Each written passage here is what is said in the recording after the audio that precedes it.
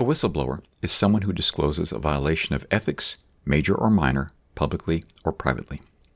The issue could be somewhat nebulous in that it addresses policy or methodology, or specific, such as where evidence can be presented, perhaps in the form of documents, images, video, or electronic data.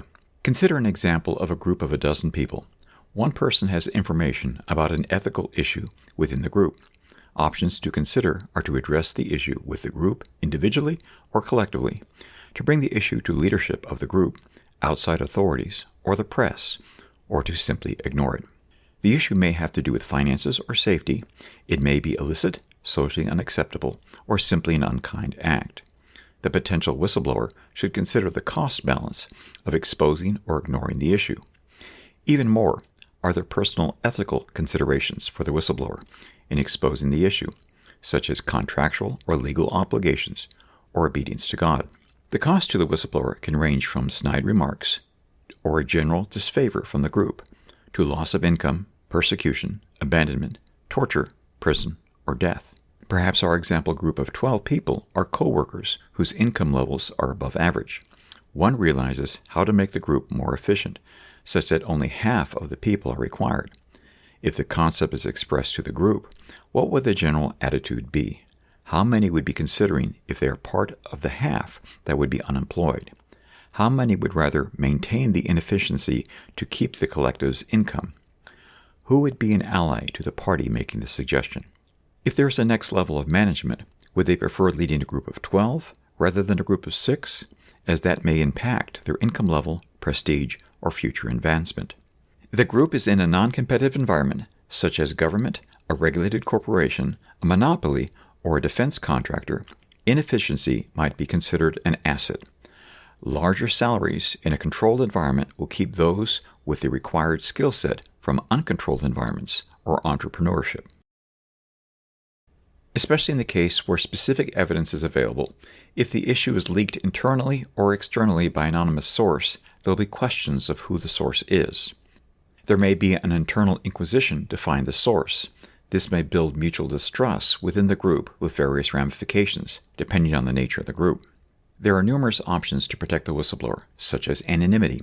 This can include a simple technique of copying documents and media and distributing the copies rather than the originals. Consideration has to be taken if the duplication process adds identifying information to the copy, such as timestamps, serial numbers, or the location where the copy was made. When the risk to the whistleblower is high or the issue is significant, additional measures can be taken. For example, acquiring a burner phone that would be used to take photos of documents or pictures of a screen showing the documents, photos, or video. This separates most or all of the tracking from the source, but it must be considered if location information is on the phone or records exist of how the phone was acquired. The phone could then be passed, as is, to an interested party, such as the press, which would duplicate and distribute the data. The leaked information could be withheld and one or more parties informed it exists and will be distributed unless certain conditions are met. The information would be protected by a dead man's switch that would distribute the data to various parties under given conditions. While this can be used to reduce or stop an unethical behavior or protect a party at risk, it is also a technique that can be used maliciously. It is the handgun analogy. It can be used to protect the innocent or in a criminal act. A common issue before, during, and after a whistleblowing event is mistakes on the part of the whistleblower. Pressure and emotions may vastly increase the error rate of the whistleblower in areas unrelated to the issue. This could impact family, friends, health, and freedom. There is no formula to help in this, but an ally can be invaluable. A patient and steadfast friend is required. Mutual trust is needed to allow both encouragement and challenges. It is not hard to find a whistleblower who rightly exposes issue A and then wrongly addresses issue B, which may cost the loss of allies on issue A and lead to some degree of self-harm to or demise of the whistleblower. Many of the techniques used to leak the issue the whistleblower addresses can be used to open the door with one or more of the group to reconcile relationships. The whistleblower could reach out to some or all of the group individually via anonymous methods to establish a dialogue. If a comfort level is achieved, identities or direct communications can follow. An individual in the group could also be the initiator of this. This may only lead to an anonymous reconciliation with one, but that can be invaluable to the whistleblower, especially to protect the whistleblower from himself.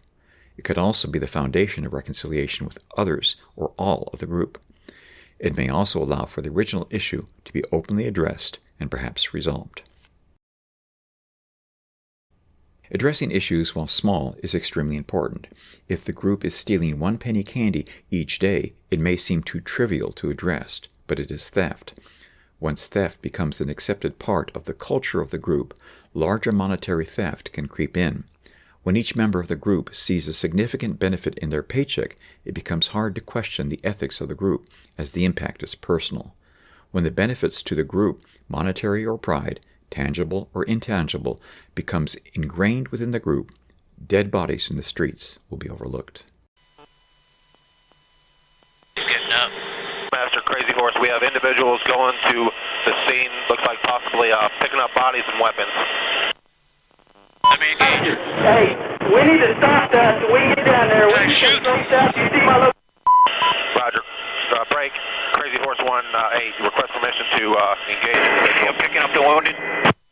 Yeah, we're trying to get permission to engage. Come on, let us shoot. A Bushmaster, Crazy Horse 1-8. We're taking him. Bushmaster, Crazy Horse 1-8. This is Bushmaster 7, go ahead. Roger, we have a black SUV or bongo truck picking up the bodies. Request permission to engage. Bushmaster 7, Roger. This is Bushmaster 7, Roger, engage. 1-8, engage. Clear. Come on. Clear. Clear. Orange. Oh yeah, look at that, right through the windshield. Alright, there was approximately 4 to 5 individuals in that truck, so I'm counting about 12 to 15. Oh, it's their fault for bringing their kids to a battle. That's right.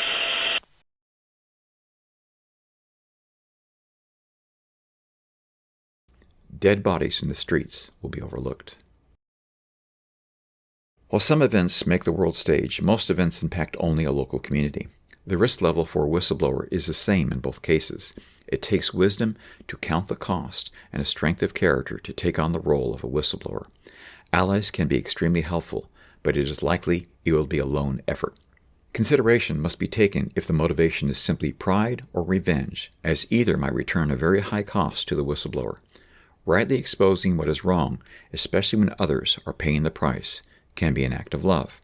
The price may be money, health, freedom, or life itself. The higher the cost, the higher the risk to the whistleblower. 5 to 8 years in a prison labor camp. I'm 55 years old, and some of you may know I have a fairly serious heart condition. I'm not going to survive 5 to 8 years. And I've already been told by people who would know that I will be found guilty. And because of circumstances, it would be convenient for me to serve out that sentence, for me to basically disappear. Disappear in a prison labor camp and, potentially die there, either naturally or unnaturally, as the case may be.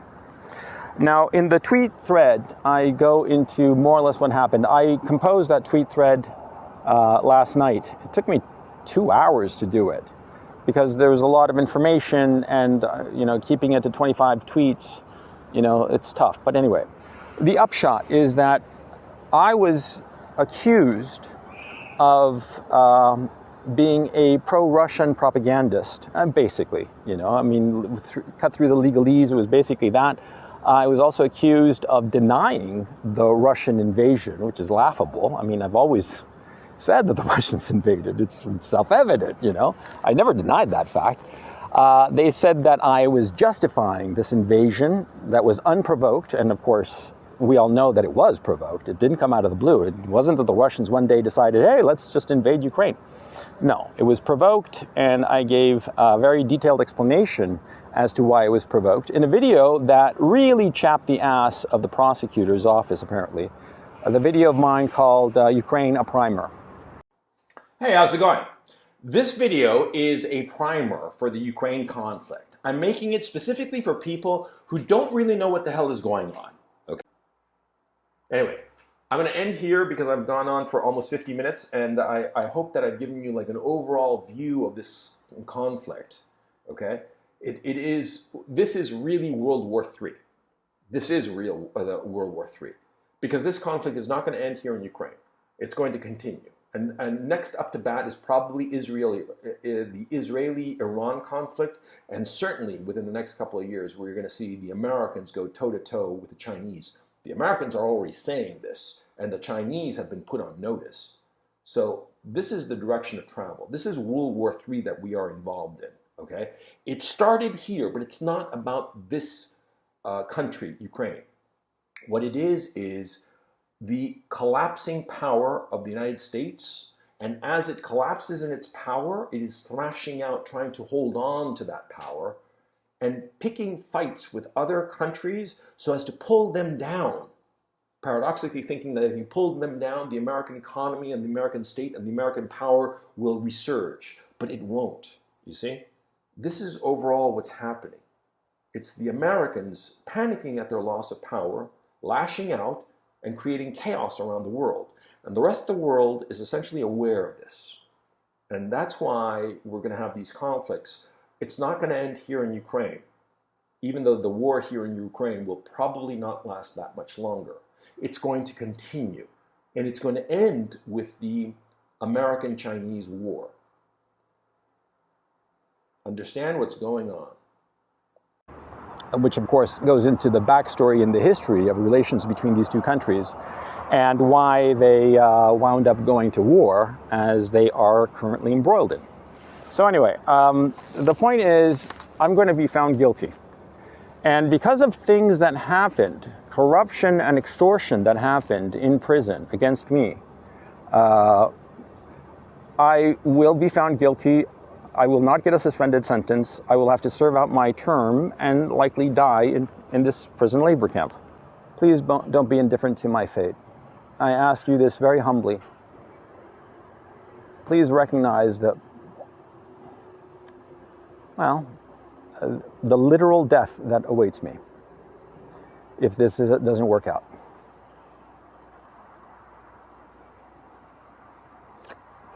Understand what's going on. When the issue is not something you hear others addressing, but is in front of you, what will you do? Are you willing to engage in a thoughtful review of the issue before you? Will you do the self-examination of your own motives to hide or expose the issue? Are you willing to give thought to the issue to make a wise decision on your course? Are you checking yourself for pride or lust for the things of this world? Is love of others a factor? Is the issue something that causes loss or harm to others? Can you wisely examine the balance of the risk to you? When you look in a mirror, do you see someone with wisdom and courage, or a cowardly fool? If an issue is before you and a rational, wise review indicates you are the one to expose the issue, would you be willing?